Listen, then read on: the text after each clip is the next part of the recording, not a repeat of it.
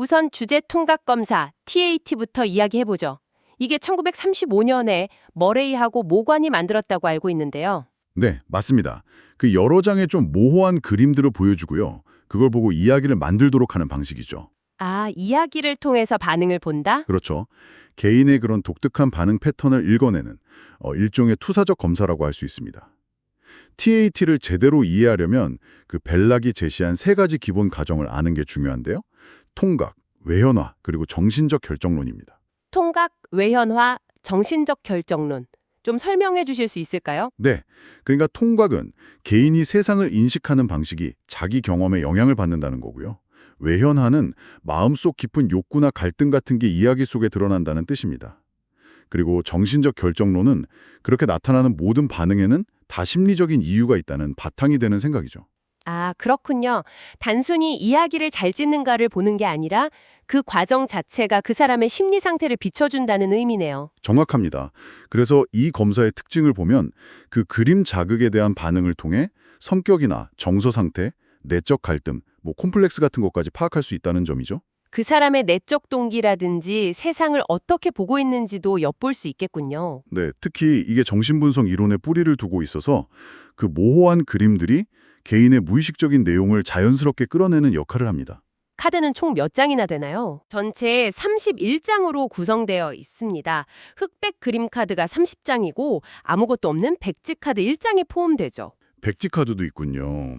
그럼 이걸 다 사용하는 건가요? 아니요, 그건 아니고요. 모든 사람에게 공통으로 쓰는 카드도 있고 또 성별이나 나이, 예를 들어 성인, 남성, 여성, 소년, 소녀 이렇게 대상에 따라서 다르게 적용하는 카드들도 있습니다. 해석하는 방법도 한 가지만 있는 건 아니라고 들었는데요. 네, 맞아요. 대표적으로 머레이가 제안한 욕구 압력 분석법이 있습니다. 이건 이야기 속 주인공이 뭘 원하고 욕구, 주변 환경이 어떻게 작용하는지 압력, 그 관계에 초점을 맞추는 방식이고요. 또 벨락의 직관적 해석법도 있는데 이건 정신분석적 관점에서 이야기 안에 숨겨진 무의식적인 의미를 찾아내는 데 더 집중합니다. 혹시 특정 진단에 따라 반응 양상이 좀 다르게 나타나는 경우도 있나요? 네. 그런 경향성이 관찰되기도 합니다. 예를 들어서 불안 수준이 높은 경우에는 이야기 속 주인공하고 자신을 좀 동일시하면서 표현이 모호해지거나 망설이는 모습을 보일 수 있고요. 강박적인 성향이 있다면 줄거리보다는 그림의 세부적인 묘사에 치중한다거나 이야기를 아주 완벽하게 구성하려는 경향을 보일 수 있습니다. 우울감을 느낄 때는요? 우울할 때는 이야기의 내용이나 범위 자체가 좀 위축되고 무력감이라든지 고립감 같은 주제가 반복해서 등장하는 경향이 있을 수 있습니다. 네, TAT에 대해서 잘 알겠습니다. 그럼 이제 두 번째 검사, 벤더 게슈탈트 검사, BGT로 넘어가 볼까요? 이건 1938년에 로레타 벤더가 개발했다고 하죠. 네, 맞습니다. 베르트 하이머가 제시했던 9개의 기하학적 도형을 사용하는데요. 아, 그 도형들을 보고 따라 그리게 하는 검사죠. 네. 그걸 통해서 시각, 운동, 협응 능력뿐만 아니라 성격적인 특성이나 어떤 기질적인 문제 여부까지 평가하는 검사입니다. 이것도 비언어적이면서 투사적인 성격을 가지고 있죠. BGT는 그 형태 심리학, 게슈탈트 심리학이라고 하죠. 그리고 정신역동 이론에 기반을 두고 있습니다. 도형을 보고 그걸 손으로 그려내는 과정 전체를 본다는 거군요. 네, 맞아요. 그 인지하고 실행하는 과정 전체가 평가 대상입니다. 그래서 이를 통해 개인의 성격 특성이나 정신병리, 심지어 뇌 손상 가능성까지 탐지할 수 있다는 점에서 상당히 유용하죠. 말로 표현하기 어려워하는 사람들에게도 도움이 되겠네요. 그렇죠. 언어 표현 부담이 적고 문화적 배경의 영향도 상대적으로 덜 받는다는 장점이 있습니다.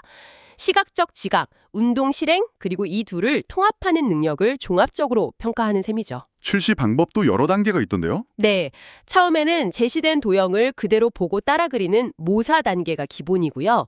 그 다음엔 자기가 그린 걸 보고 수정하거나 덧붙이는 변형 묘사 또는 정교화라고도 하고요.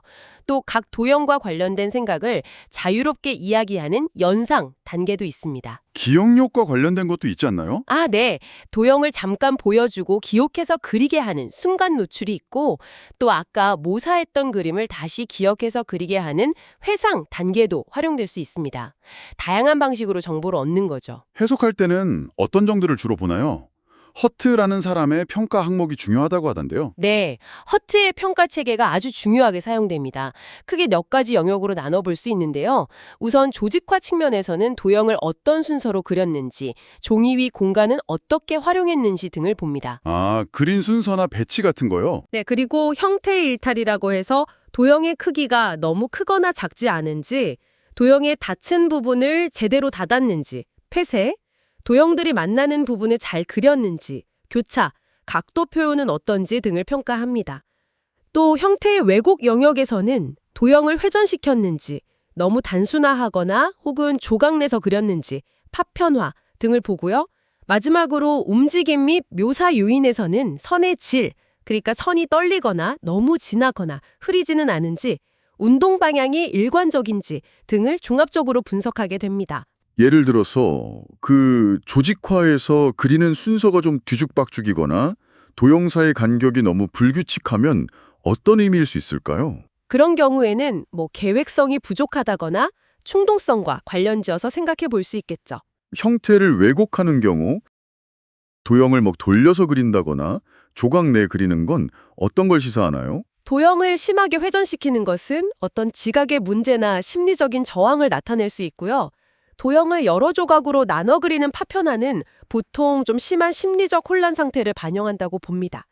또 아까 형태의 일탈에서 말씀드린 폐쇄곤란이나 교차곤란 같은 경우는 대인관계에서의 어려움이나 정서 조절의 문제와 연결해서 해석해 볼 여지도 있습니다. 정말 그림 하나하나에 많은 정보가 담겨 있네요. 네, 그렇습니다. 그려진 결과물 자체가 많은 심리적 정보를 담고 있다고 볼 수 있는 거죠.